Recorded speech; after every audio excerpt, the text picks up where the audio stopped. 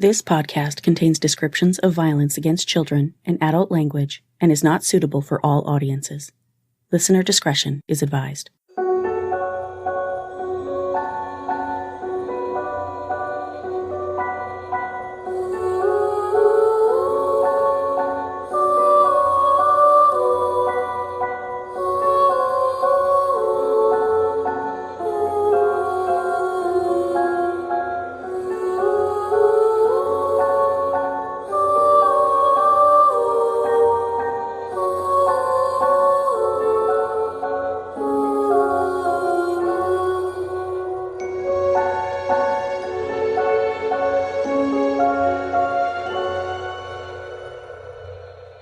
Hi guys, and welcome to Suffer the Little Children, the true crime podcast giving voices back to the victims of child abuse and shining a harsh spotlight on the parents, guardians, and caretakers who silenced them.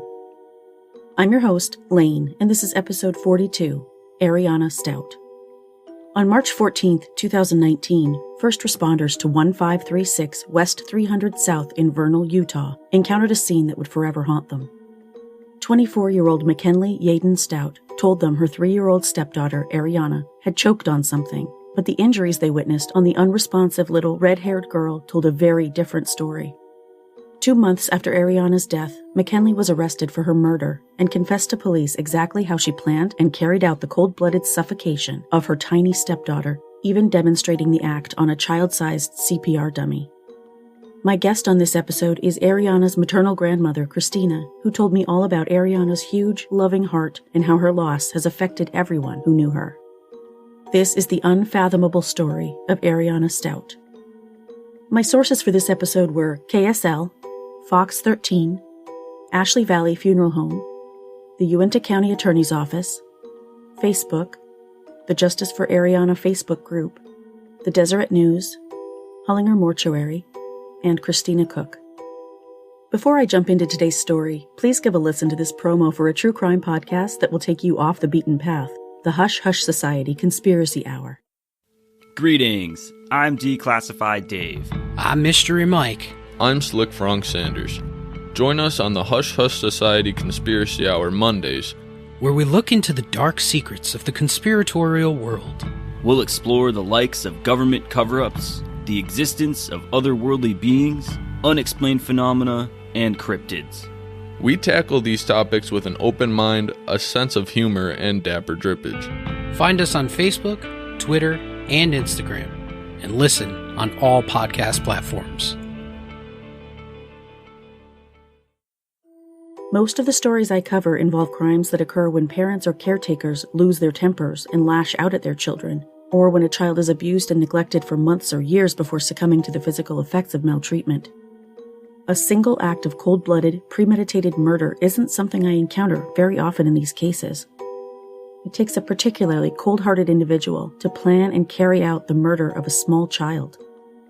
This is one of those stories.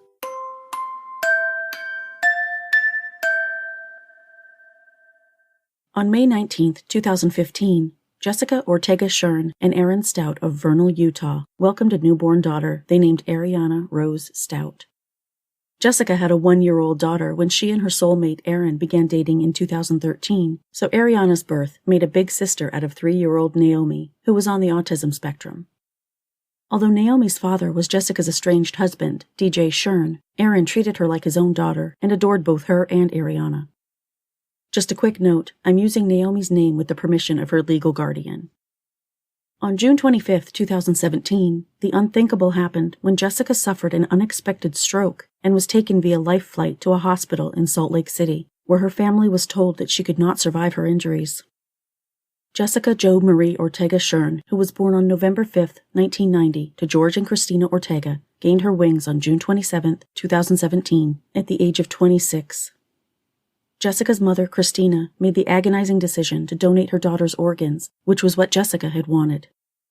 Jessica was laid to rest on July 5, 2017, at Roosevelt Memorial Park.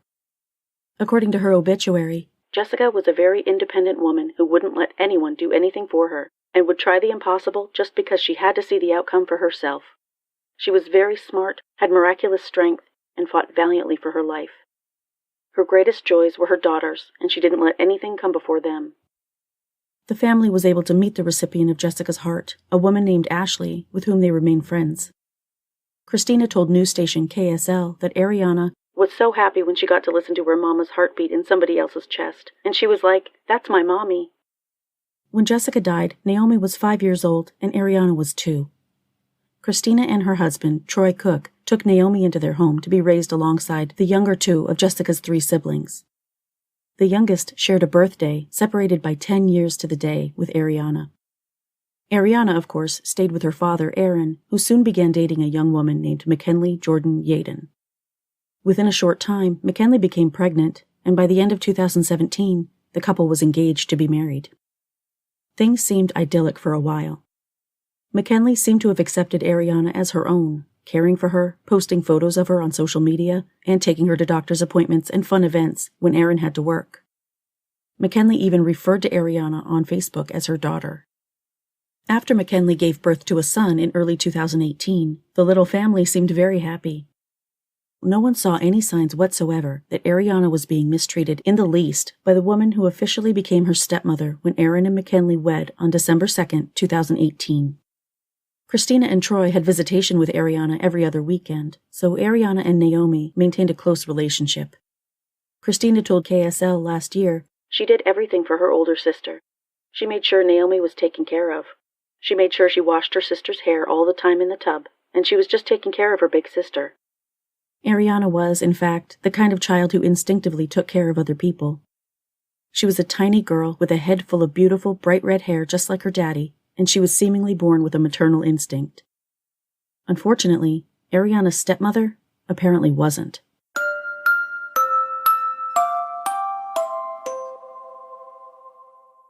On March 14, 2019, police were summoned to 1536 West 300 South in Vernal, Utah, by a caller reporting a choking child who had become unresponsive. The caller was not someone in the house. Instead, it was a friend who called 911 after receiving a phone call from one of the residents, Mckenley Yadon-Stout.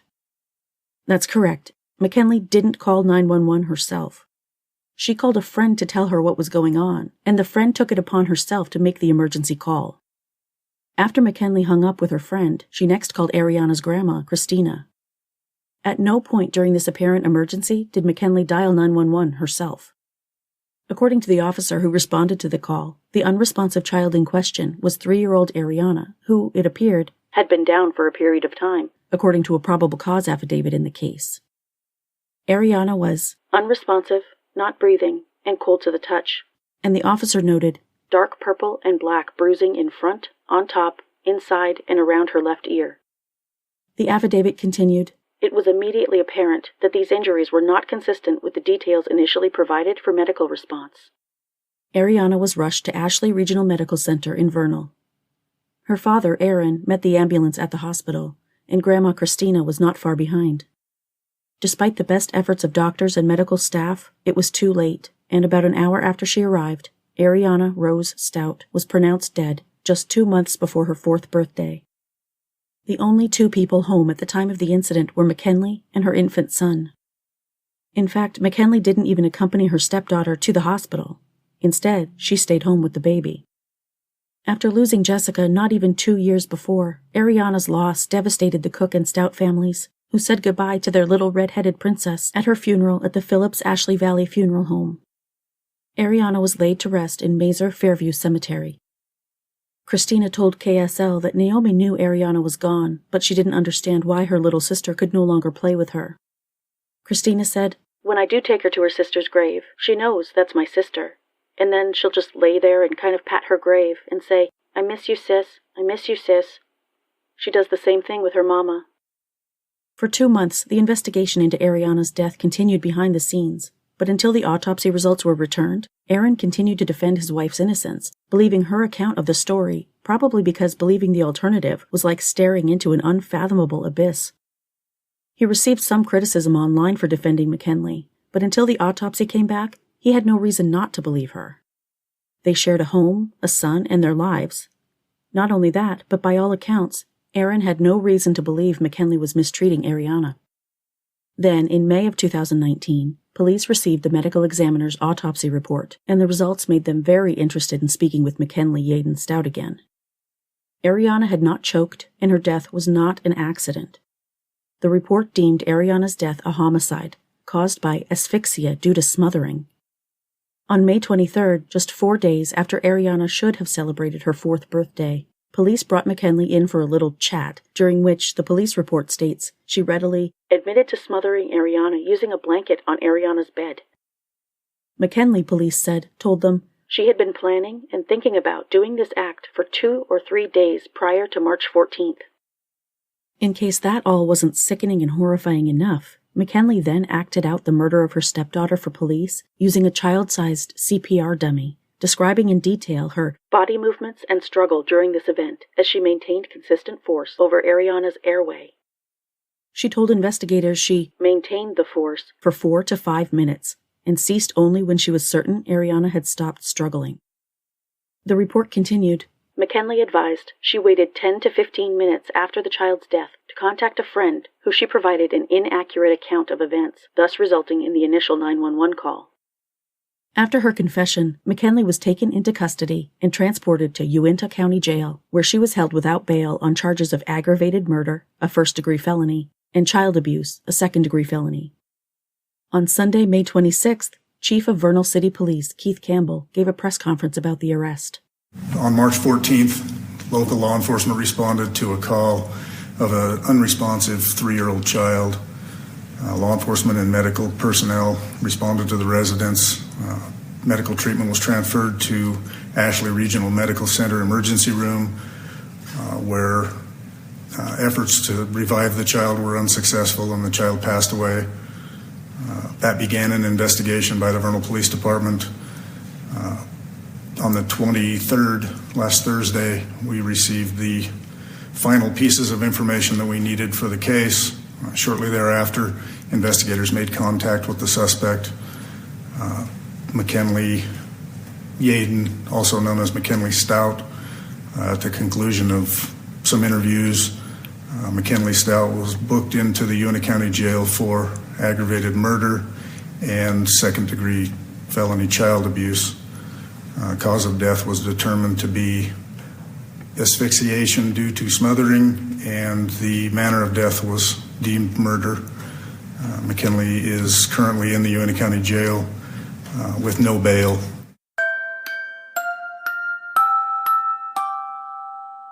Christina, who said Ariana was her grandparents' pride and joy, told reporters that the family was dumbfounded by the revelation that her own stepmother, who the entire family had trusted, had murdered the innocent little girl. She was adorable. Just to think that her stepmom did this to her, it's heart-wrenching. And I told them anytime you feel like you can't handle the kids or whatever, just let me know and I'll come get him. I'll come get her. I'll take her. This is just something I wouldn't wish on anybody, not even my worst enemy. It's just unbearable. It really is. It's unbearable.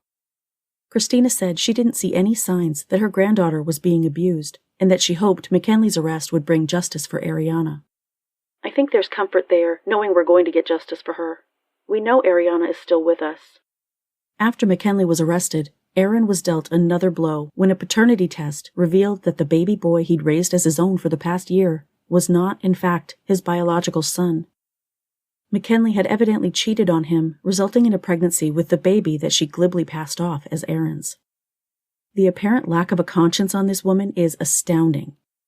With one monstrous act, Mckenley effectively tore the rug out from under Arianna Stout, who entered the spring of 2019 a proud husband and father, but left it essentially alone. Sadly, Aaron also lost his mother, Donna, on May 18, 2020, the day before what would have been Ariana's 5th birthday. Donna, whose obituary said she loved to fish, knit, and spend time reminiscing with her 3 children, Aaron, Daniel, and Carrie, was also buried at Mazer Fairview Cemetery.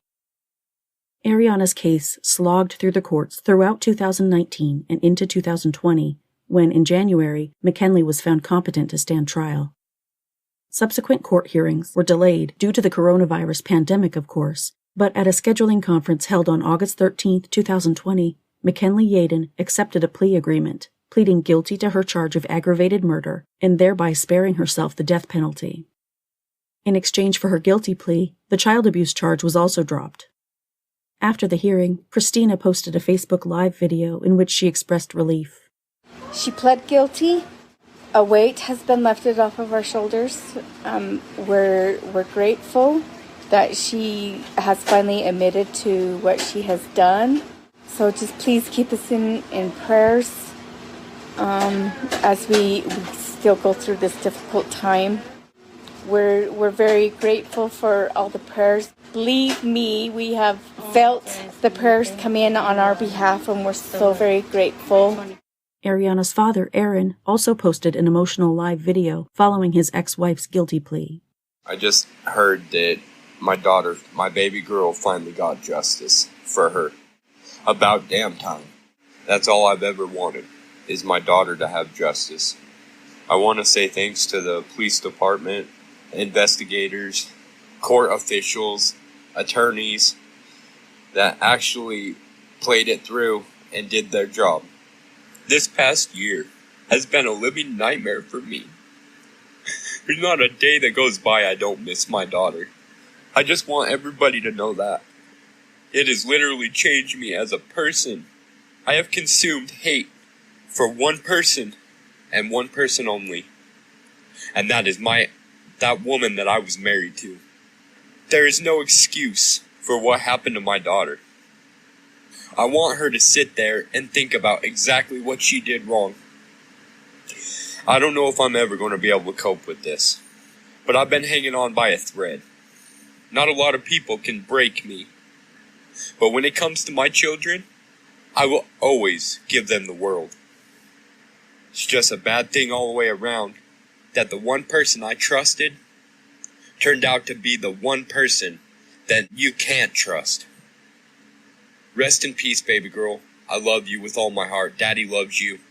And just know that you are getting justice. I'd give anything to have my daughter here today. Anything. I know my daughter ain't here right now, but she will always be in my heart. Always.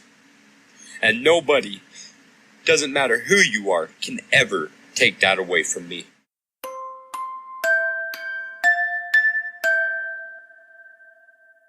Various family members and friends submitted victim impact statements for the judge's consideration prior to Mckenley's sentencing, which was initially scheduled for November 6th. That hearing was continued to December 4th, 2020, when at 1 p.m. the sentencing commenced via video conference. While negotiating the plea agreement, both the defense and the prosecution had agreed to a recommended sentence of life without parole. During the sentencing hearing, Uinta County Attorney Greg Lamb told the court, "Little Ariana's life was snuffed out in the most hateful and violent way." Although 8th District Judge Edwin Peterson had several victim impact statements in the weeks leading up to the hearing, the only person allowed to read his statement live during the hearing was Aaron, who spoke of how Ariana would run to greet him when he got home from work, sometimes donning his hard hat and announcing, "Let's go to work." Aaron tearfully told the court, "I'm just so distraught that someone could be so heartless to take it out on an innocent child. I'm trying to move on with my life, but how can you do that when you're so broken?" Also during the hearing, the court heard that Mckenley's fellow inmates of the Uinta County Jail, where she had been held since her arrest over a year before, reported that she mentioned being jealous of Ariana, who Mckenley reportedly blamed for her own death.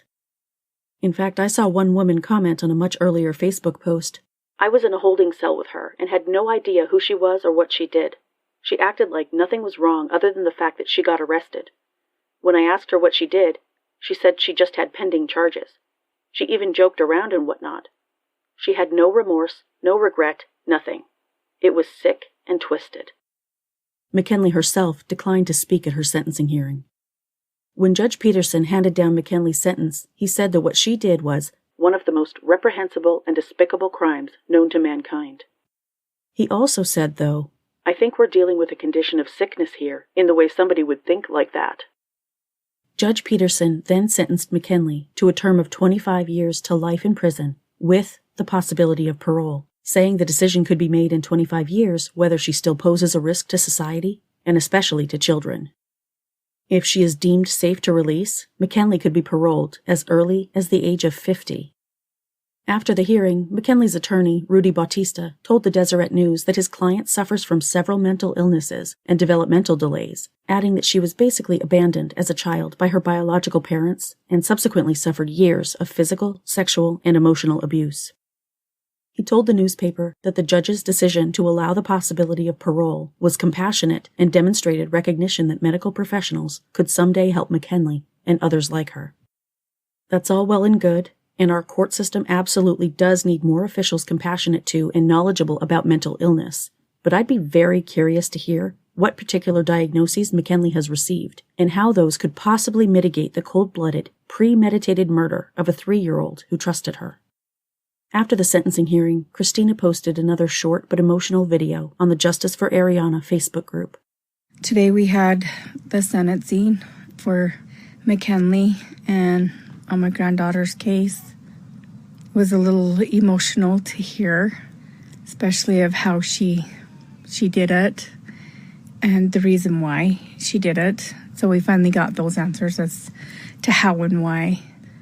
There's a lot of mixed emotions between every member in the family. There's some of them, it has hit us really hard with some members, and other members I don't think has really hit yet. And to those who weren't able to get onto the WebEx, I apologize. I was just barely able to get on myself. She got 25 to life with parole, but she won't be eligible for parole until the year 2044. But Aaron was able to give his impact statement, and I think he did a pretty good job. He got the point across, and he got the point across of how he was feeling and how the family was feeling. And the judge also advised him that he needed to seek out counseling. And so I just hope for Aaron's sake that he does. At least we got justice for our little Ariana. It doesn't make it any easier with her not being here, especially with the holiday seasons coming up. Thank you. And please keep our family in your prayers that we may be able to find comfort. The next morning, Aaron posted a Facebook Live video of his own. During that video, Aaron expressed a great deal of vitriol for the woman he once loved, and I honestly can't fault him for a single thing he said. What Mckenley did to that man is beyond unfair and way beyond cruel. Yesterday was a very hard day for me. It was the sentencing for that monster that murdered my little girl. I'm grateful that my daughter finally got her justice. Do I agree with 25 years? No. You should have got life without parole.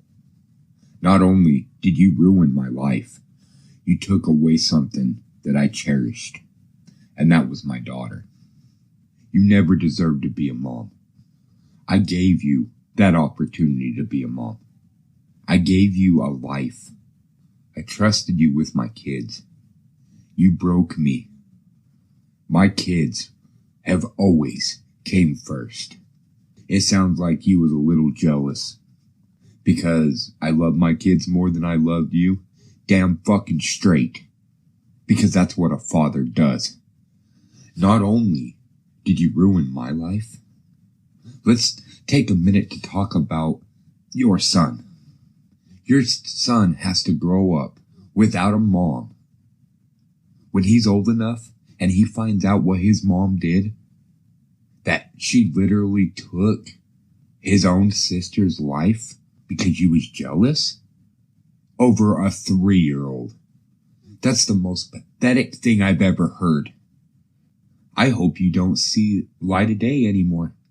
Why do you deserve to get a second chance when you didn't even give my daughter a chance? I will never forgive you, and I will never forget. My daughter meant everything to me, and you took that all away from me. You said you played off like your life was so bad. Try putting yourself in my shoes for a change. I lost everything because of you, and now I have to figure out how to pick up the broken pieces and go on with life. Like everybody said yesterday, you can still write to your family. You can still have contact with your family. You want to know what contact I have with my daughter? Through pictures and videos. That's it. Or talking to a freaking headstone. Not only did you take my child from me, you took a child from everybody else that truly loved her. Because you hated that child supposedly so much that you thought she was the problem. You took your anger out on an innocent child. That's the most coward way, selfish way anybody could ever be. You never take your anger out on a child. As a parent, you never do that. A true father will always love his children more than any relationship. My daughter got justice finally. At least maybe she can rest in peace now, knowing that the monster that did that to her is finally going away for her actions. When I posted on Facebook the link to my post on sufferthelittlechildrenblog.com about Mckenley's sentencing, one commenter was Officer Hoover, who addressed the convicted killer directly. I was the first officer on scene. I won't go into all the details of what I saw, but to say the least, I was in shock. I have been in law enforcement for 20 years. I have seen the depravity of the human race in all its glorious inhumanity. I've seen both children and adults killed in ways that I found to be disturbing, but went on with being who I was, a cop trying to do the right thing for his community. This was a first. I'd seen several homicides, suicides, and car crashes, but this took my breath away. The injury to that precious young child is over, but it will never leave my conscience. I knew she was gone from the second I saw her. May God have mercy on your soul, because I cannot forgive you right now as I should. I will be at that first parole hearing, God willing, and will do my best to make sure Mckenley never takes a breath of free air ever again. God saw what you did, and so did I. I hope you rot in hell, Mckenley. I will fight tooth and nail to keep you behind bars for as long as I can. You are a monster that snuffed out a life of a 3-year-old girl and then laughed about it in the room where the judge could not see you. Rot in hell, Yadon. That's all I'm going to say. To Arianna Stout, do as the judge said and find the help. This cannot be easy by any means. I feel for you, bud. Get yourself right for your future and your kids. You deserve happiness. It's over now. Time to move on. All my respect goes to Officer Hoover and the other first responders and medical staff who tried their hardest to save Ariana.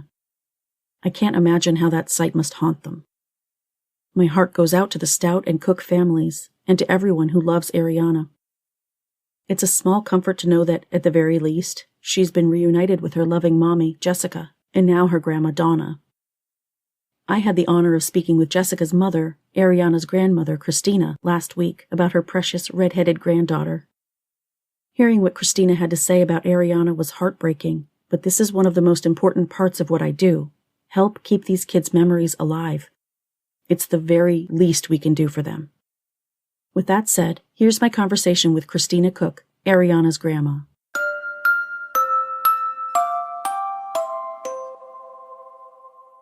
I don't want her to be forgotten. You know what I'm saying? Absolutely. She's the most important part of the whole thing. And her little face. Yeah. Every time I look at her picture, she just makes me smile. She's just so sweet. She was such a little angel, you know, and my youngest daughter has a hard time because they shared a birthday. And it was kind of ironic because they were exactly 10 years apart, almost 10 hours apart, 10 minutes apart. So they shared that kind of bond, you know. Yeah. And with Christmas coming up, it's hard because Christmas was her favorite time of the year because she loved baby Jesus. Aww. She loved learning about baby Jesus and everything that, you know, that Christmas meant. So yeah, it's emotional. I bet. Yeah.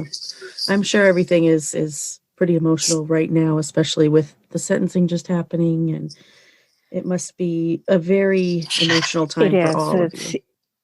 Yeah, there's a lot of mixed emotions because we wanted the life without parole, but you know, I guess it's just the judge's discretion. You know, but, I was a little surprised. I think everybody that that heard about it or was able to get in on the WebEx, you know, a lot of people were upset about it because everybody wanted her to have the life without parole, you know, and a lot of my friends were saying, well, why don't they just give her the death penalty? And I said, I don't want the death penalty because that's the easy way out. Exactly. I want her to live with this for the rest of her life. Yes, definitely. So, She needs to and know time. exactly what she did to.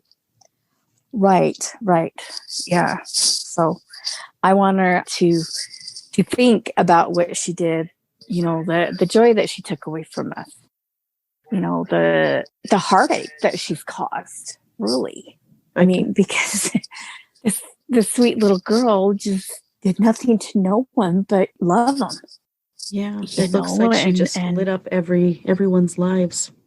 She did. She was one of these little girls that would go up to a perfect stranger and tell them they need a hug, Grandma. They're sad. They need a hug, you know. And you're like, but sis, they're strangers. She goes, I know, Grandma, but they were sad.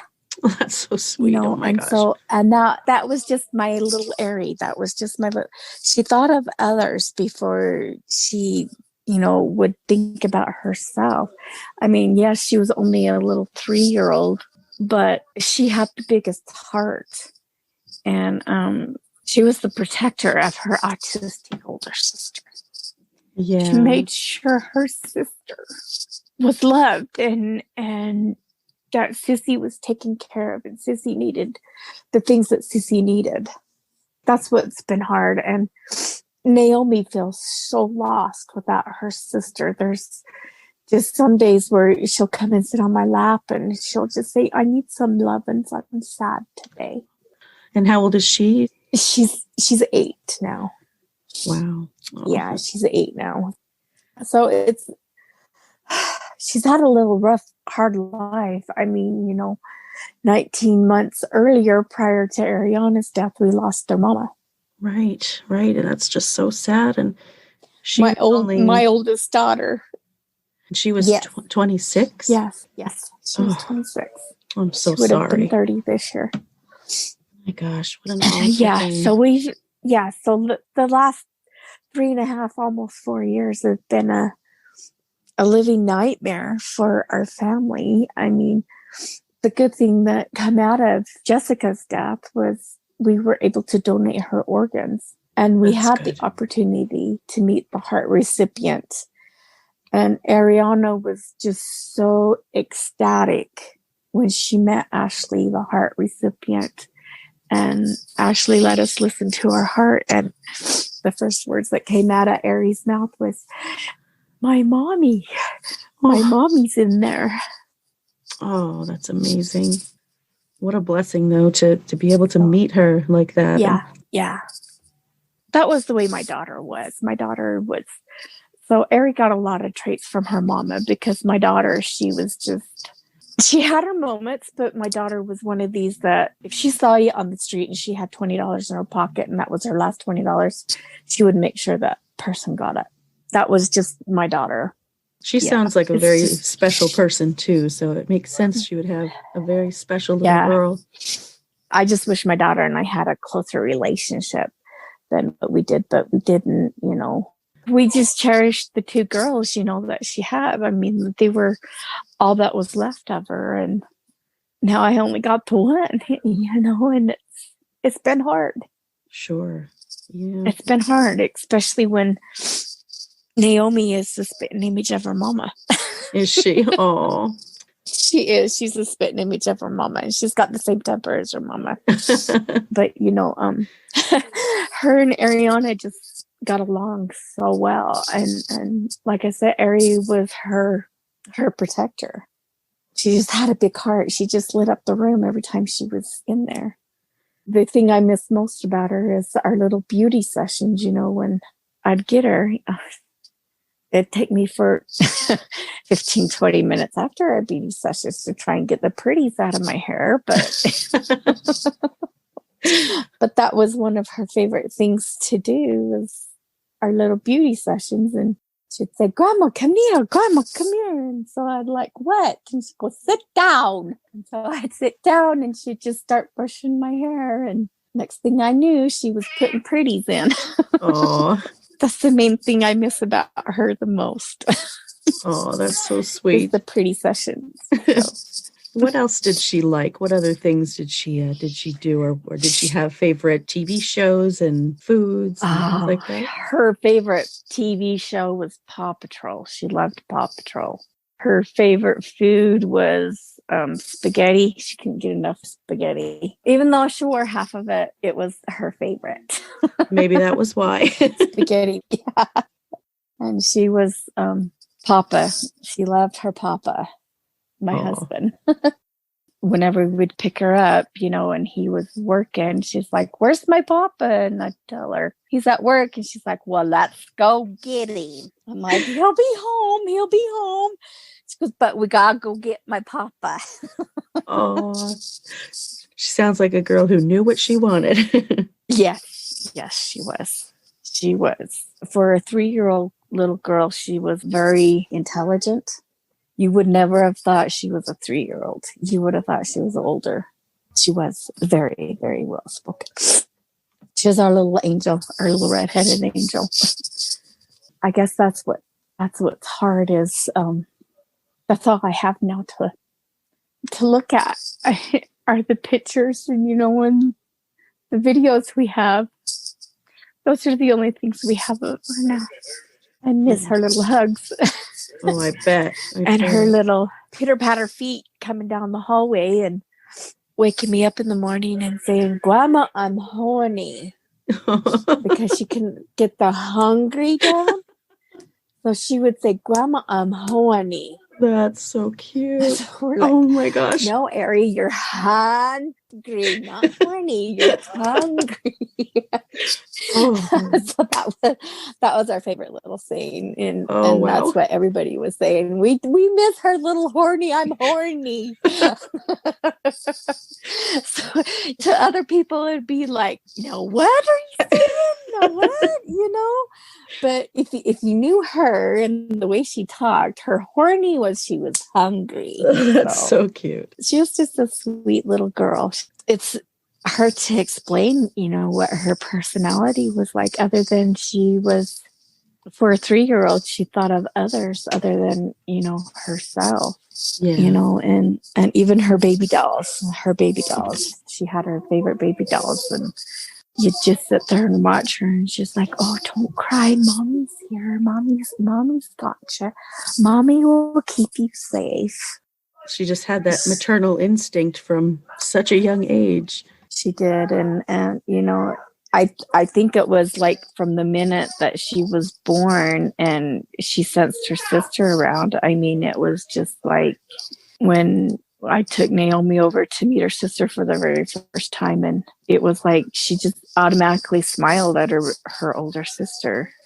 From there on, it was their bond that they had.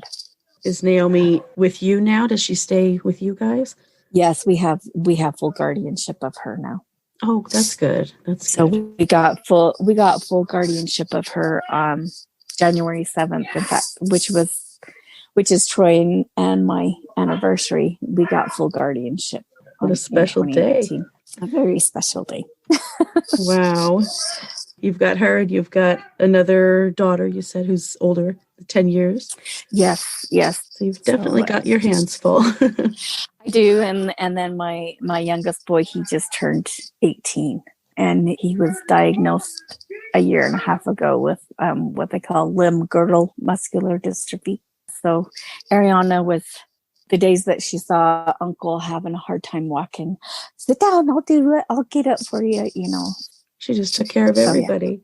She did. She really did. She took care of everyone. She had the biggest heart. She may have only been 3 years old, but she had the biggest heart you could ever think of. You can just tell sometimes when they're so little, but you can tell they're going to be just this big personality. And it sounds like she did. She had her place, and she knew what it was, and she was going to make her presence known. Definitely.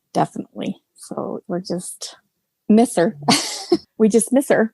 I miss her bright, smiley face, and she just sensed when somebody was sad. I mean, perfect stranger, having her in the grocery store or in the, like at Walmart or something, and would walk by somebody and just, stop right now, Grandma, you gotta stop. What? She's like, let me out. And so I'd get her out of the cart and she'd go running to this person and she would just hug him. Ariana, you can't be doing that. And she's like, but Grandma, they were sad. She just seemed to sense it. She had a special quality about her, I guess, I feel her constantly, especially in my low days and when I'm missing her mom and missing her. I can feel her. Yeah. That way. I feel terrible for Aaron because he's definitely been hit hard. He has. He's got a lot of anger. Sure. He's got a lot of anger. And I told him, I said, anytime you need to talk, call me. But, we advised him, go seek counseling. You've got to get a handle on this before something happens. I'm like, you don't want to step to her level. You don't want to be on that same level as her. She's not worth it. Exactly. She's not worth the time of day to step to her level. And I was really pleased that the judge even told him that he needed to get in touch with the victim's advocacy so they can point him in the right direction for the right counselor. I've told him anytime he needed to talk or, that I was here. And I told him, I said, Aaron, I hated to admit it, but I needed counseling too. Sure. It's so traumatic. I've gotten counseling, And I told him, I said, Aaron, when you wake up and you feel like that you were a failure because when your daughter was in the coffin, you promised her that you would take care of her children and make sure her children were safe. And then I couldn't protect Ariana. I felt like I was a failure. And I felt I would be better off not existing anymore. That's when I told my husband, I said, I'm sorry. I'm glad you're here for me to talk to. I said, but I need some professional help. Yeah. So my husband took me up there and I've been seeing a counselor ever since then. And my counselor is the sweetest thing. I mean, she's very understanding. And there's some days where I do nothing but bawl and she just lets me bawl. Then there's talk about the good things, and stuff. And I told him, I'm like, you've got to let the anger go. I guess that's what I was. I was very angry because I felt like I had failed. Right. And Aaron can't blame himself either because he trusted her. Right. We all did. We all thought, oh, good. He's found somebody that will take care of my granddaughter, make sure my granddaughter is safe. Boy, were we wrong. Unfortunately, yeah, it's hard to tell. There's sometimes just no way to tell. And of course she had his son and why wouldn't he trust his daughter with the mother of his child? Well, yeah, see that was another thing. Come to find out the little baby was not even his. Oh my gosh. So I think that piled on top of everything else for Aaron. Because the paternity come back that the baby was not his. Oh, that's so sad. So he's like, she took everything from me in a matter of seconds. My whole life is gone. She wasn't anything that she appeared to be. Yeah. No. All because she did it all because she was jealous. How can you be jealous of a 3-year-old? If she was jealous of, the time or attention Aaron gave Ariana, well, that's his daughter. What do you expect? That's why you marry a man, because he's a wonderful father. Right. And then how she did it when the prosecutor describing, no wonder I've had nightmares of Grandma help me, Grandma help me. And I didn't know. You couldn't have. Well, and it's like he said, how am I supposed to trust anybody? That's going to be the biggest hurdle. That trust away. Yeah. My heart aches for him. It really does. It's really special that you still have a relationship with him like that. And I'm glad to hear that. Yeah, I do for the sake of Naomi, because he came into Naomi's life when she was 10 months old. And when he was with Jessica, he took care of Naomi. He made sure, Naomi had the things that Naomi needed. While Jessica worked, he stayed home and took care of the girls, and so even though Naomi is not his biological, I couldn't totally strip him of that right. Him and her have a bond. Even to this day, when he comes over and visit, she'll sit on his lap and have him read books to her and stuff. So it's hard. Yeah, of course. I'm glad he's, that's someone who still needs him in a way. I'm glad that he has her as well. Oh yeah. I'm glad. Yeah, I'm glad in that aspect. Yeah, all of the detective column, the one that was the lead investigator on this, he said,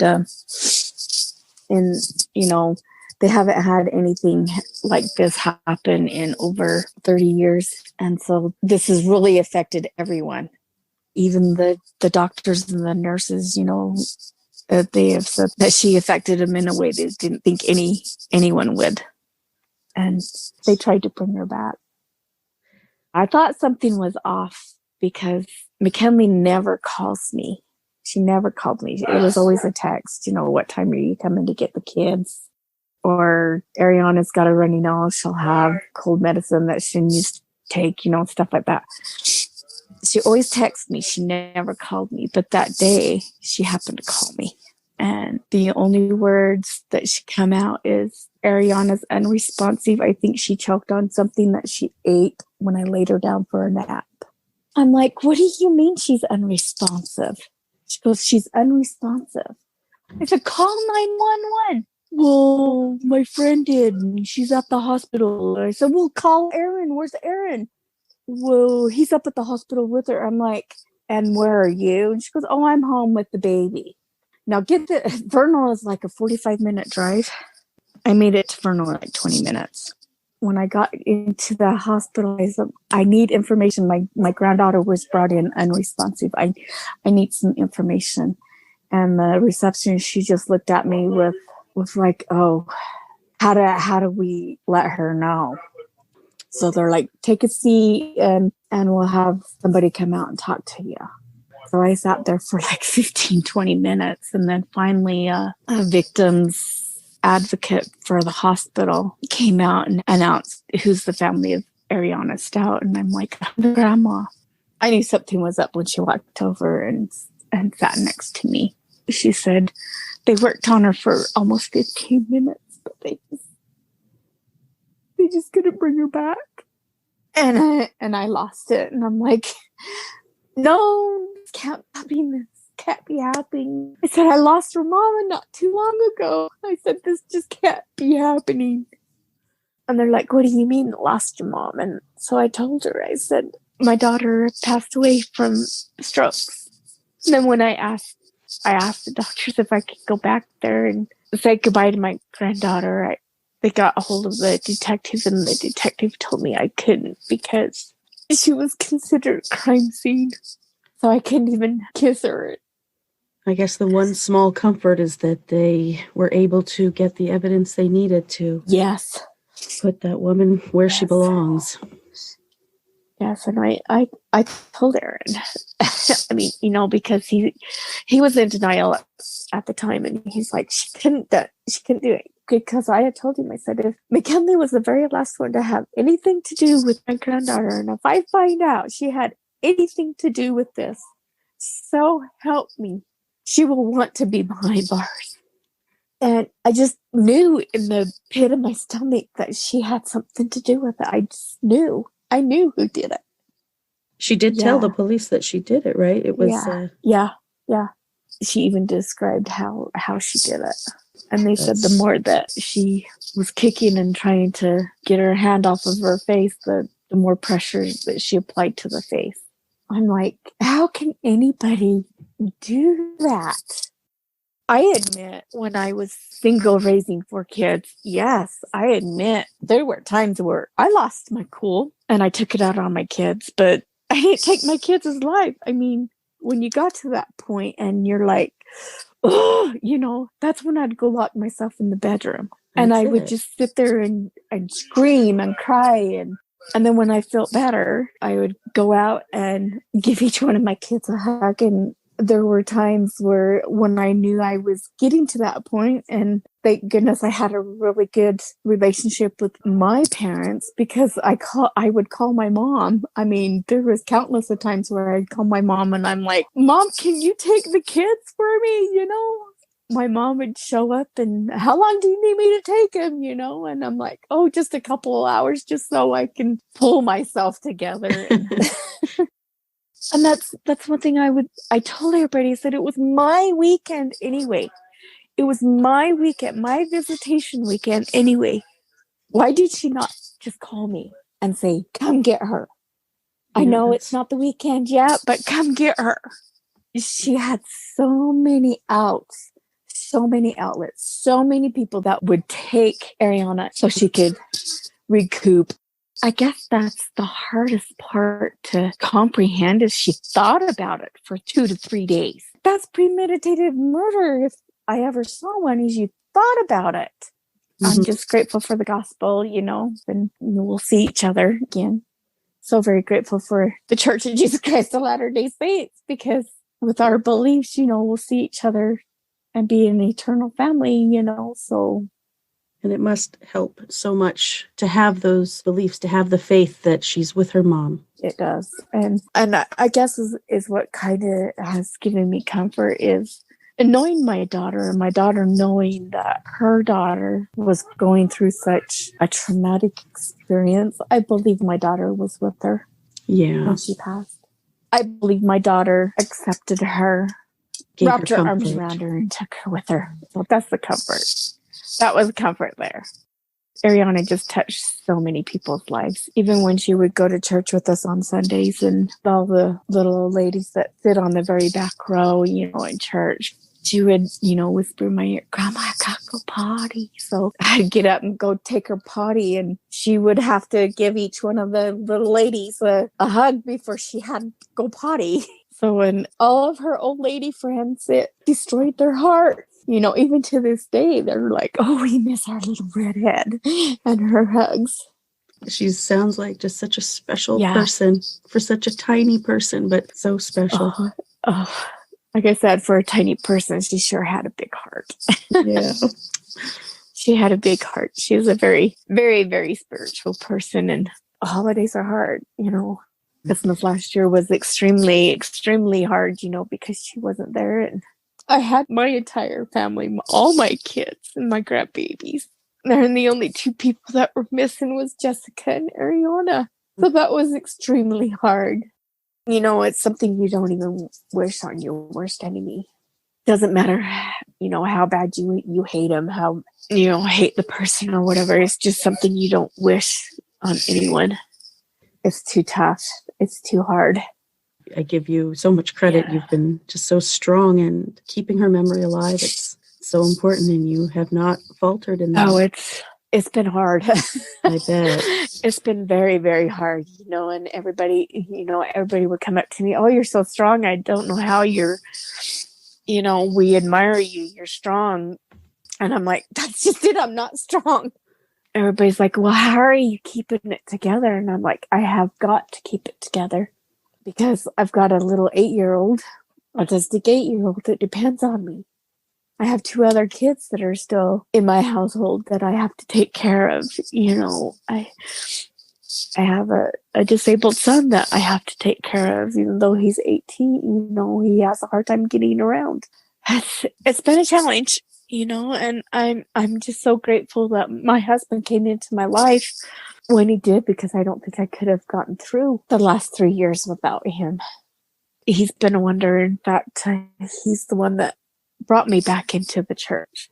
And that's why I tell everybody, I said, he was my knight in shining armor. He was my savior, really, because I don't think I could have gotten through Jessica's death, and I don't think I could have gotten through Ariana's death if it hadn't have been for Troy in my life. He's this strong, burly guy, but when it came to Ariana, she just melted his heart. When Ariana was born, Jessica and Aaron and Naomi were living with us at the time. And there were days where Jessica would have problems settling Ariana down. And I would have problems settling Ariana down. But as soon as he walked in the door, she seemed to sense Papa. And he was like, give me 5 minutes to shower. And after he'd get out of the shower, he'd lay on the bed with her and snuggle with her. And it wouldn't even be 5 minutes, and him and her would both be out. And we're like, that is not fair. That is not fair. Here we are struggling all day trying to get this child to settle down. You put her in Papa's arms and she's out in 5 minutes. Right. I'm just so glad she had so many people who loved her, and she had to have known it. There's no way she went a moment of her life feeling unloved. Oh, she was never unloved. There was just so many, total strangers. There was just something about her when you first held her. There was just something about her. You just knew that she was special, and she was put on the earth to do a special deed. And I guess her deed was done. No one likes to think that your life is cut short. We don't never know how long you have. That's the hard part. But yeah, it certainly does seem like she accomplished a lot in her 3 years. She did. She was a very special little girl. Even my closest girlfriend and her husband, she called my girlfriend's husband her Uberman. He was her Uberman because she could never say Superman. He was her Uberman. She touched many, many people. The thing I miss the most about her is her hugs. And saying, Grandma, I love you. And I'm like, I love you too, my baby girl. Yeah, it's hard. It's very hard when birthdays come around and all you have is a headstone to go to, It's not fair. It shouldn't be that way. No parent, no grandparent should have to experience that. And to experience both. I'm so sorry you've been through all of this. It's too much. It's hard. It's so special to hear from someone who loved Ariana, what she was like and the things that she loved and things that she said. Yeah, even to this day when we get together for our family get-togethers and stuff, that's what everybody says. We miss Ariana and her, I'm horny. And then we all laugh. So, and it, like I said, if people didn't understand, I'm sorry. That was just her. That was just the way she was. And I guess that will always be instilled in our family, our little saying that how we remember her the most. I know there was one day when we were in the store and she's like, Grandma, I'm horny. And I'm like, no, Ariana, you're not horny. You're hungry. Oh my goodness. Right in the store. And she blurts it out. And you're just like, and you got all these people looking at you like, okay, So. Well, thank you so much for taking the time to talk to me. I really do appreciate it. Yeah, I appreciate you for getting the story out and no problem and doing what you do for the being the voice of these children that are taken. Yeah, they definitely deserve. They all deserve to be remembered. It's so important to me that it's not just here's a crime story. It's about the child. It's who they were. Yeah, it is, and no child deserves it. It's heart-wrenching. It really is. It's heart-wrenching. Especially when they're innocent little children that did nothing to you but want to be loved. Exactly. They didn't even have time to do anything. They couldn't possibly have committed any wrongs. Right. Exactly. It's really, really hard to put into words, what kind of little girl she was. Just so much personality in one tiny little person. Right. Thank you.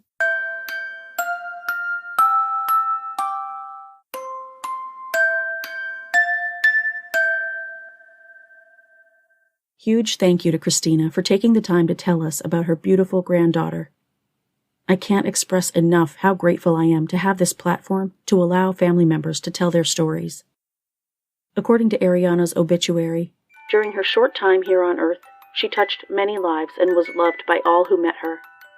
Ariana was born May 19, 2015, with the most beautiful smile and bright red hair, our beloved shining, always smiling and giggling, playful light of our lives, and the star of our hearts, happy girl, She loved her family and animals. Her dad and Uncle Daniel made sure she played in the dirt and rode four-wheelers, while at the same moment she was a put me in a dress, let's play tea party. Justice may have been served, but that's not the end of the story or the conversation. Most importantly, Arianna Rose Stout must never and will never be forgotten. That's it for this week, guys. Join me next week for another case. If you like the show, please leave me a 5-star rating and a positive review on your favorite podcast platform, and please subscribe to Suffer the Little Children on Apple Podcasts, Google Podcasts, Spotify, Stitcher, or your favorite podcast listening app. Email tips, comments, questions, or case suggestions to sufferthelittlechildren.pod@gmail.com. You can also subscribe on YouTube by searching Suffer the Little Children Podcast. Visit the website at www.sufferthelittlechildrenpod.com, where you can listen to episodes and become a patron for rewards ranging from a shout-out by name on the show to exclusive gifts. Follow the podcast on Facebook, Instagram, Tumblr, and Pinterest at Suffer the Little Children Pod, and on Twitter at STLCpod. View photos related to today's case on Facebook and Instagram. Read more about today's case and many others at sufferthelittlechildrenblog.com. This podcast was written, hosted, edited, and produced by Lane. Intro theme music is by Dream Note Music. Other music and sound effects for the show were created using sounds from audiojungle.net. Hug your babies a bit closer tonight. Until next week, bye guys.